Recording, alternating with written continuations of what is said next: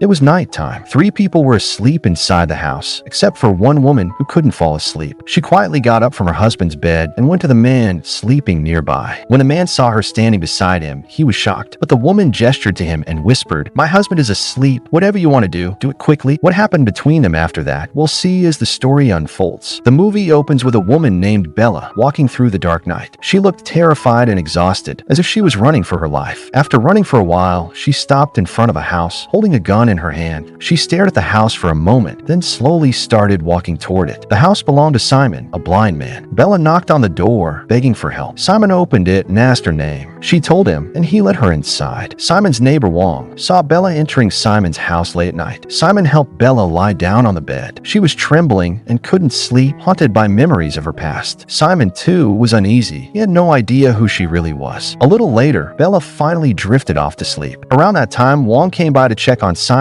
since he often helped take care of him because Simon couldn't see. When Wong saw Bella sleeping, he quietly left so she could rest. The next morning, Wong brought food for Simon and asked about Bella. Since she was still asleep, he went home. A while later, Simon went inside and Bella woke up. He told her to rest, but she walked over to him. For the first time, she really noticed his face and realized he was blind. Curious, Bella asked him what happened to his eyes. Simon told her that soldiers from a neighboring country had attacked his village. Their commander burned one of his eyes for amusement, and he later lost sight in the other. They thought he was dead, so he managed to escape and ended up living here. Bella was shocked to hear his story. Later that day, Wong came back and gave Simon some supplies for Bella, saying he'd be gone for a few days, so Simon would have to take care of her. When Simon returned inside, Bella was sitting quietly. He asked how her day had been. She smiled and said she was beginning to feel at home there. Simon handed her the supplies, and they talked for a while. That night, Bella went to take a shower in Simon's small bathroom. Hearing the water running, Simon grew nervous and aroused. It was the first time a woman had ever bathed in his home. Meanwhile, at Wong's house, some men had arrived, apparently looking for Bella. Wong distracted them, then glanced towards Simon's house but saw nothing unusual. Later that night, Bella still couldn't sleep. While showering, she had imagined Simon. It had been so long since anyone had touched her with love. Overcome by emotion, she went to Simon's bed and gently touched him. He woke up and Bella began kissing him. The next morning, Bella prepared breakfast for Simon. When she served it, she smiled and said, "I made something special for you. It'll give you strength." But Simon misunderstood. Angry, he said, "You don't need to worry about my strength. I'm strong enough to do anything." Bella looked hurt. She said softly, "I didn't mean your body. I meant your eyes. One of them was burned, but I want to help heal the other. That's why I made you this meal, to give you strength for your eyes." After saying this, she broke down crying. A little later, Simon was working outside when Bella came to him and said, "I'm going back to my village. My mother lives there, and I want to see her." Simon apologized to her and asked her to stay. "You've taken such good care of me, and I misunderstood you," he said softly. At first, Bella refused, but after Simon insisted, she finally agreed to stay. After some time, the two sat together inside the house, and Bella began telling Simon about her past. She said, "The soldiers from the neighboring country invaded my village too. They took all the girls and violated them. Many soldiers did terrible things to me as well. One day, my sister grabbed a soldier's gun and shot herself. Seeing that, the soldiers panicked and fled. One of them took pity on me and helped me escape. He even gave me his gun so I could protect myself." She continued, "While I was running, I came across your house, and that's how I ended up here." After revealing everything, Bella broke down crying. Later, they both began doing household chores together. As Bella walked back inside, Wong saw her. He stared at her carefully, and Bella glanced back at him for a moment before going inside. That night, Simon and Bella were having dinner together when Wong dropped by. He asked, "Is everything all right here?" Bella smiled and replied, "Everything's fine." After Wong left, the two continued eating and talking. Simon had fallen in love with Bella and wanted to marry her. Bella told him she needed some time to think. She wanted to visit her village once to see her mother, and then she would decide about marriage. Simon then showed her some things, belongings that had belonged to his wife who had left him some time ago.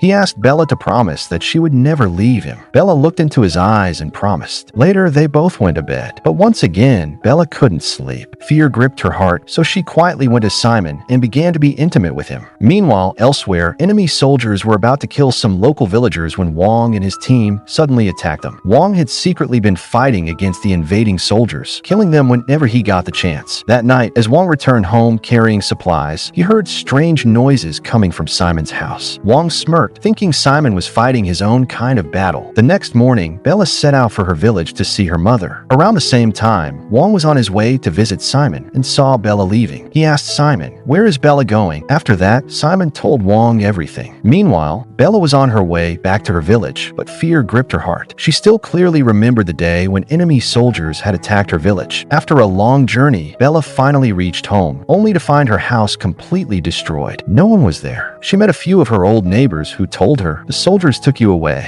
Your widowed mother couldn't bear the grief. She kept remembering you and died waiting for you to return." Hearing this, Bella went to her mother's grave. She fell to her knees and wept bitterly, remembering her. There was nothing left in Bella's life now. The only person she could rely on was Simon, so she decided to return to him, to marry him and spend her life with him. Her journey was long, and soon night fell. Bella sat down by the roadside, terrified to keep moving in the dark. Back at home, Simon was also feeling lonely. Memories of his abusive father haunted him. Meanwhile, Bella decided to spend the night out in the open. She still had her gun with her, so she wasn't too worried about her safety. The next morning, when Bella woke up, she saw two young men nearby. She asked their names. They introduced themselves and said, "We're travelers heading toward the city." Bella felt uneasy, but agreed to travel with them. After some conversation, the three shared breakfast together. The men had food and water and offered some to her as well. Meanwhile, Wong visited Simon. Simon looked anxious and heartbroken after Bella's departure. Wong tried to console him, saying, "If she truly loves you, she'll come back." But Simon doubted it. "Everyone I've ever loved has left me. She will too," he said sadly. Wong reassured him, "No, Simon, Bella will return. I'm sure of it." Elsewhere, things took a dark turn. The two men traveling with Bella suddenly attacked her. They overpowered her. Bella grabbed her gun and shot them both. It was the first time Bella had ever killed anyone, and she broke down crying. She hadn't wanted to take a life, but she had no choice. After that, she continued walking, shaken but determined. A little farther down the road, Bella came across a group of village women in the forest. They offered her food and asked her name. They told her they came there every day to collect forest goods. Bella spent some time talking with them before moving on again. By nightfall, she finally reached Simon's house. Simon, who had been waiting anxiously for her return, was overjoyed to see her. Bella told him about her mother's death and said, "I want to marry you and stay with you forever." Simon was overwhelmed with happiness. Bella slipped a ring onto his finger as a symbol of their promise. That same night at Wong's house, his team was meeting to plan their next move. Suddenly, enemy soldiers attacked. Wong's team fought back fiercely, killing and injuring several of the attackers. The sound of gunfire woke Simon. Meanwhile, the enemy forces overwhelmed Wong's group, killing nearly all of them. Wong managed to escape into the darkness, running for his life, but the soldiers were still chasing Wong. They opened fire on him as he ran. One of them, a soldier named Binso, approached Wong to make sure he was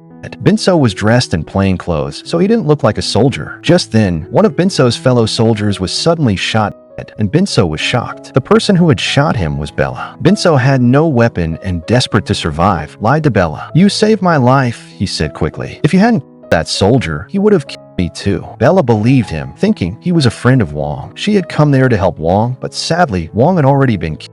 A little later, Binso was inside Simon's house. Bella cleaned and dressed his wounds. After that, the three of them, Bella, Simon, and Binso. Bella didn't want anyone to find out what had happened. Binso pretended to help them, only to keep their trust and avoid suspicion. That night, when everyone was asleep, Bella couldn't rest. It had been many days since she had felt any warmth or pleasure. Quietly, she got up from her bed and went to Binso. Soon, the two began to make love. When Simon woke up and noticed Bella wasn't beside him, he assumed she must be somewhere nearby and went back to sleep, unaware of what was happening. The next morning, Simon, Bella, and Binso were having tea together. Binso's eyes were fixed on Bella, and Bella, too, kept glancing at him. Simon, however, didn't notice anything. Later, Simon was working outside while Bella stayed close to him. He asked her, "Are you happy with me?" Even though Bella had spent the previous night with Binso, her heart still belonged to Simon. But Binso, watching from inside the house, saw everything. When Bella came back inside after finishing her chores, Binso began to bother her again. Bella refused. Binso tried to force himself on her, thinking she would give in like before. But this time, Bella resisted and screamed for help. Hearing her cries, Simon rushed inside and tried to stop Binso. Binso attacked him and began to beat him badly. In desperation, Simon grabbed Bella's gun and fired. He shot Binso.